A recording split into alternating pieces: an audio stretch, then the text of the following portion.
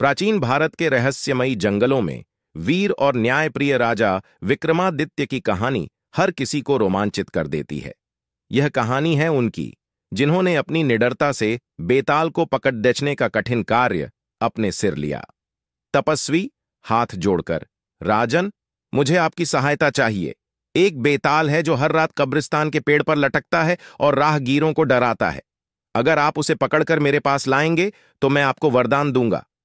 राजा विक्रमादित्य गंभीरता से, कहां रहता है यह बेताल और क्यों डराता है लोगों को? तपस्वी, रात के समय एक श्मशान भूमि में पेड़ पर लटका मिलता है, मगर सावधान रहना राजन, यह चालाक और शक्तिशाली है। राजा विक्रमादित्य ने यह कठिन कार्य स्वीकार कर लिया। अब उनकी यात्रा थी उस अंधकारमय जंगल की ओर जहां बेताल की चुनौती उनका इंतजार कर रही थी। राजा विक्रमादित्य बिना किसी भय के जंगल के घने अंधेरे में प्रवेश कर गए। जंगल की रहस्यमयी आवाजें और रात की सिहरन उनके साहस को चुनौती दे रही थीं, लेकिन विक्रम का संकल्प अटल था। बेताल हंसते हुए, आ गए राजा विक्रमादित्य, क्या तुम्हें लगता है कि मुझे यहां से ले जाना इतना आसान होगा? राजा विक्रमादित्य ने बेताल को पेड़ से उतारा और अपने कंधे पर बिठा लिया, लेकिन बेताल ने राजा को विचलित करने के लिए एक कहानी सुनानी शुरू की।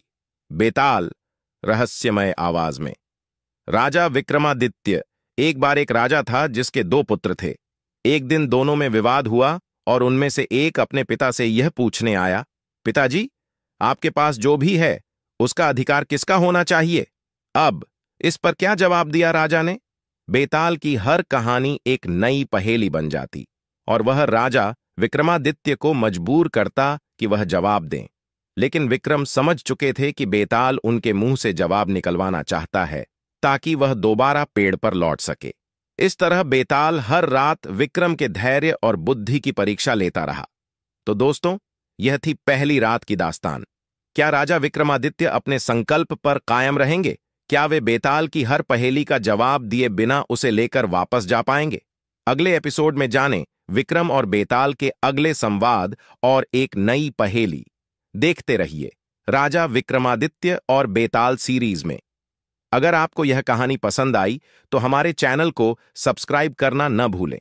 मिलते हैं अगले एपिसोड में, जहां हम एक और रहस्यमयी कहानी के साथ हाजिर होंगे। धन्यवाद।